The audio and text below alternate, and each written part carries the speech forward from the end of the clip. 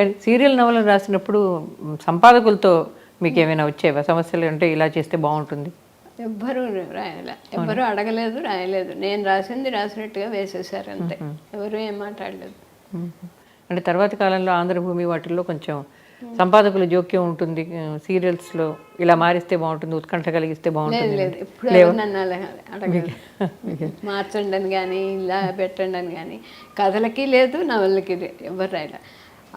ఆంధ్రభూమి మాసపత్రికలో పూర్తి నవల వేసేస్తూ ఉండేవారు. అలా కూడా అవి 2 వచ్చాయి. అందుకని ఎలా పంపితే అలాగే వేసేసేవారు. ఎవ్వరూ ఏమీ అనలే ఎప్పుడు. మీరు బొమ్మలు నవలలో ఒక తండ్రి పాత్ర కొంచెం నాకు విలక్షణంగా అనిపించింది. చిన్నప్పుడే పిల్లకి పెళ్లి చేసేస్తాడు, 2 ఏళ్ల తర్వాత పెళ్లి పెటాకులు అవుతుంది. అయినప్పుడు కూతురికి మళ్ళీ పెళ్లి చేయాలనుకోవడం ఒకటి కాకుండా బిడ్డను మామూలుగా ఏమంటారు, కొడుకు కూడా పుట్టాడు ఆ పిల్లకి అప్పటికి. సాధారణంగా బాబు కోసం ఊరుకుండమా సర్దుకో అంటారు కదా. ఆ తండ్రి చాలా విలక్షణంగా పిల్లవాడిని కూడా అల్లుడి దగ్గరే వదిలేసి కూతుర్ని తీసుకెళ్ళిపోతాడు. అంటే అది ఎక్కడో చూసి ఉండకపోతే అలాంటి పాత్ర ఆ రోజుల్లో వచ్చేదా అని నాకు అనుమానం వచ్చింది. అందుకని ఏమో దూరపు చుట్టాల్లో చూశానేమో, అయ్యి ఉండొచ్చు. ఇలా జరిగింది అలా జరిగిందని మా పెద్దవాళ్ళు, మా బామ్మగారులు, మా అత్తయ్యలు వాళ్ళు మాట్లాడుకుంటూ ఉండేవారు ప్రతి విషయం. అలా ఏదన్నా మనసులో పడిందేమో అనుకుంటున్నా. ఇక్కడ మామూలుగా మీరు కొంచెం సంప్రదాయబద్ధంగానే రాశారు నవళ్ళు. బొమ్మల నవల్లో మాత్రం తండ్రి పాత్ర చాలా భిన్నంగా అనిపించింది అంతకుముందు ఉన్న మగ పాత్రల కంటే కూడా. అదొకటి. మా దూరపు చుట్టాల్లో అలాంటి 1-2 సంఘటనలు జరిగాయి. అవి మనసులో పడి ఉంటాయి, దాని మీద రాసి ఉంటుంది. ఆడవాళ్ళకి కొంచెం హెచ్చరికలు చేసే విధంగా ఉంటాయి కొన్ని రచనలు మీవి. అది అవసరం అని మీకు అనిపించింది అప్పుడు ఆడపిల్లలకి?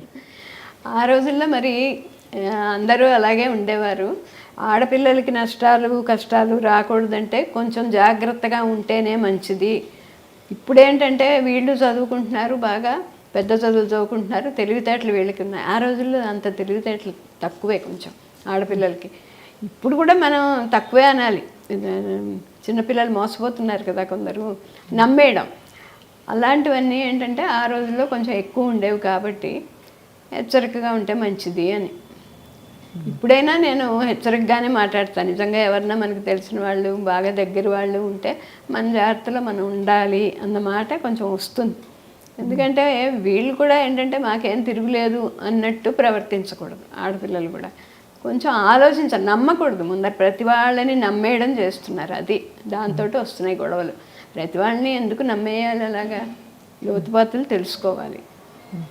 అది మెయిన్. ఆడవాళ్ళల్లో ఆ జాగ్రత్త ఉండాలి, తప్పనిసరిగా ఉండాలి.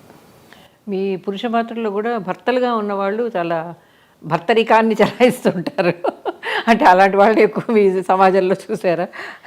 సమాజంలో అంటే మా ఇంట్లో లేరు, మా ఇంట్లో లేరు కానీ బంధువుల్లో ఉన్నారు అందరు. అలా కష్టాలు పడుతున్న ఆడవాళ్ళ భార్యలు ఉన్నారు, పెడుతున్న భర్తలు ఉన్నారు.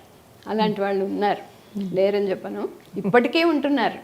అది వాళ్ళదే. అది ఎంత ఆడవాళ్ళ పైకి వచ్చినా కూడా ఇంకా అణగదొక్కాలని చూసేవాళ్ళు ఇప్పటికే ఉన్నారు. అది మార్పు రావాలి మరి సమాజంలో. ఎప్పటికొస్తుందో తెలియట్లా. దీని మీద కూడా ఒక మంచి కథ ఉంది మీది. అంటే తండ్రి తల్లిని కొంచెం ఈసరించుకున్నట్టుగా, అగౌరవపరిచినట్టుగా మాట్లాడితే 3 కొడుకులు కూడా అలాగే చూస్తారు. అది నిజానికి ముఖ్యమైన పాయింట్. అది మీరు దాన్ని ఇంకా బాగా రాశారు మీరు నిజానికి ఆ కథని. అలాంటి కథలు దేనికి మీకు బయట పేరు రాలేదని నాకు అనిపిస్తుంది. ఎందుకంటే తండ్రి తల్లిని తక్కువగా చూస్తే మగపిల్లలకు కూడా ఆడవాళ్ళని తక్కువగా చూడడం వస్తుంది. అంతే కదా, అలాగే తయారవుతారు. కథ పేరు గుర్తులేదు కానీ నాకు ఆ కథలో పాయింట్ మాత్రం చాలా బాగుంది అనిపించింది. నేను మర్చిపోయా కథ పేరు, అదే మర్చిపోయాను. కానీ అది కథ మాత్రం 3 కొడుకులు కూడా అమ్మకు ఏం లే జీడిపప్పు తెమ్మంటుంది. కథలో చిన్న విషయం చిన్నది, మనసుతోనే వస్తుంది. అవును, ఆ కథ పేరు కూడా మనసుతోనే.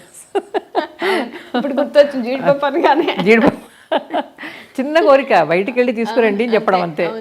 3 కొడుకులు సాకులు చెప్పి వెళ్ళిపోతారు. విషయం చిన్నది కానీ ఎందుకంటే అమ్మ చెప్పింది ఏది అంత ముఖ్యం కాదు అన్నట్టుగా. అంతే. ఇంకా ఇంతే తల్లిదండ్రులు అలా ప్రవర్తిస్తున్నారు, వాళ్ళ ప్రభావం పిల్లల మీద పడుతుంది.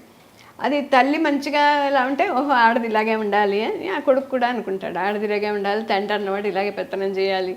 అది చిన్నప్పుడే పడిపోయిందంటే మార్చడం కష్టం.